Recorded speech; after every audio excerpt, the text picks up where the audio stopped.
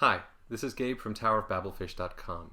This is the second tutorial on English pronunciation and the IPA, and it's a fun one now that you've learned voicing and place. We're going to learn about what you can do with each of these places, and in the process I'll try to make as many of these sounds as I can. I'm doing a video feed of my face so you can see what my lips are doing. So without further ado, here's the IPA consonant chart. You'll see the places are on top. There are 12 of them total. We skipped retroflex, which isn't used very often. It's like alveolar, but with the underside of the tongue, here.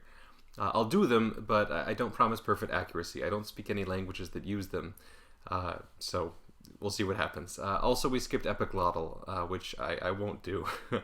Almost no one uses it, and it's really hard to do. It's like pharyngeal, but even further down in the throat. You use the epiglottis, which is a piece of cartilage that prevents food from going down your windpipe. I'm not going to demonstrate because I just don't have any experience with it at all. So, manners on the left side. You'll see we have nine of them.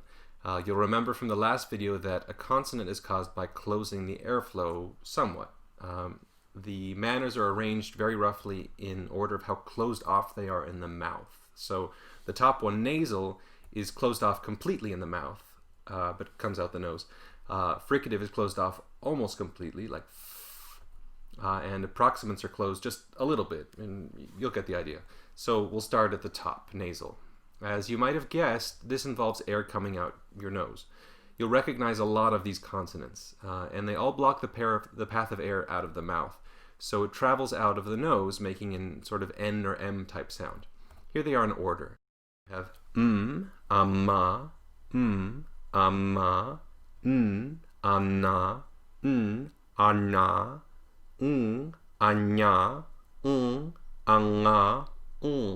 anga. You'll notice they're all voiced. This doesn't have to be the case. There is a symbol in IPA that unvoices things. It's a little circle underneath. But the problem with nasal consonants is that if your mouth is closed and you're not making any sound with your vocal cords, then all you get is air coming out your nose. But some languages do use this. Icelandic is we're going to keep coming back to Icelandic because they have all these cool consonants in Icelandic. Icelandic uses unvoiced nasal consonants, and so you have this awesome word for knife, which is hnífur. You'll also notice that the R should be unvoiced. Hnífur. Let's move on to plosives. Plosives stop the airflow completely, and then air comes through and pops it open in a little explosion of air. You'll notice that they come in pairs. There's one on the left that's voiceless, and there's one on the right that's voiced. Here they are in order. You have p, a, pa, b, a, ba, t, a, ta, d, a, da, t, a, ta, d, a, da, t, a, ta, d, a, ja, k, a, ka, g, a, ga, k, a, ka, g, a, ga. And the glottal stop, a. Okay, now for the hardest one, fricatives. There are a lot of fricatives. Fricatives are when you close the articulators most of the way and air blows through in a turbulent sort of raspy sound. Again, you have unvoiced ones on the left and voiced ones on the right. So here goes. F, a, fa, v, a, va, f, a, fa, v, a, va. A tha, th, a tha, s, a sa, z, a za, sh, a sha, j, a ja, s, a sa, j, a ja, sh, a sha, j, a ja, h, a ha, r, a ra, h, a ha, r, a ra, and h, a ha, ha, aha. Okay, now for approximants. These should be easier for me. There's just 5 of them on this chart. Approximants are made by you close the airflow a little bit, but not enough to make sort of a turbulent fricative sound. It's just enough to change the sound a little bit. And so you get wa, awa, ra, ara, ra, ara, ya, aya, and la, ara. Now, there's one missing here, a really important one, which is wa, wa. This is the English W. The reason it's missing from this chart is because it's an approximant, but it's in 2 different places at once. It's The tongue is raised in the back like the velar approximant, la, but also the lips are rounded in a sort of oo shape, so you get wa. And now for trills. In a trill, you take the active articulator and you put it against the passive articulator, like any sort of plosive thing, but you blow it open and close it rapidly, and so it vibrates against there. So let's say you have the tongue and the alveolar ridge. The tongue will vibrate against the alveolar ridge, and you'll get sort of this repeated plosive sound. There are 3 of them in IPA. You have blah, blah, ra, ra, and ra, ra. These 3 are voiced, but again, if you stick a little circle underneath, then you'll get the unvoiced version. And again, in Icelandic and Welsh, you'll find this. They have the unvoiced alveolar trill, ra, ra.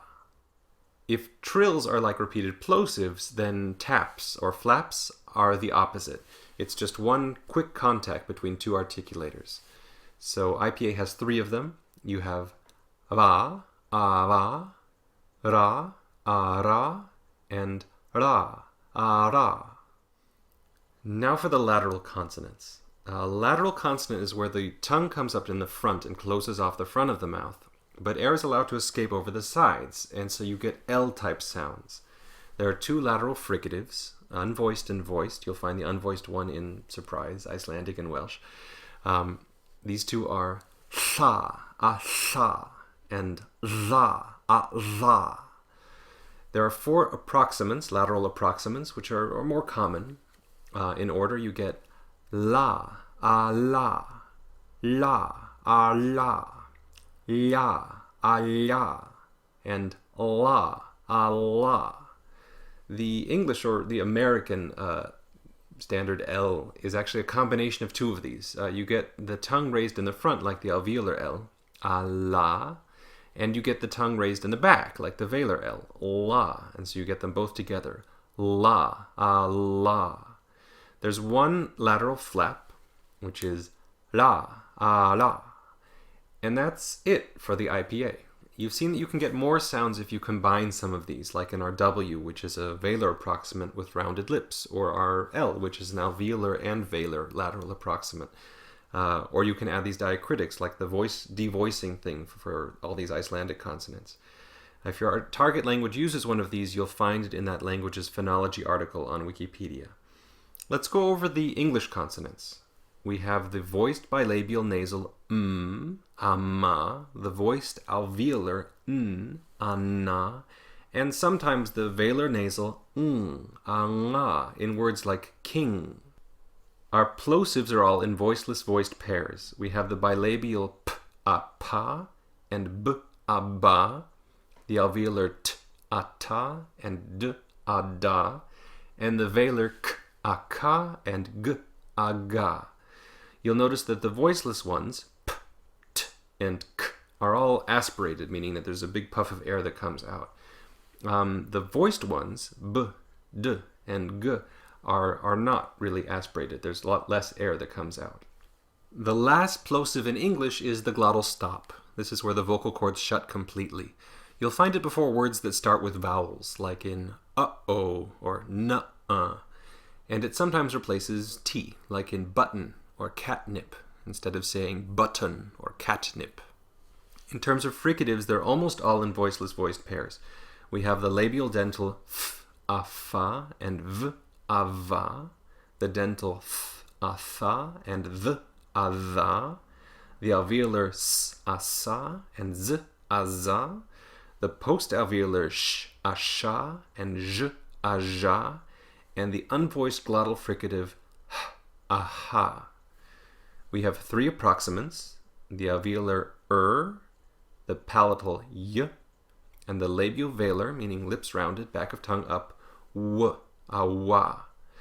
Last but not least, there's the lateral approximate L, which if you're American is usually velarized to l, a, la. That's it.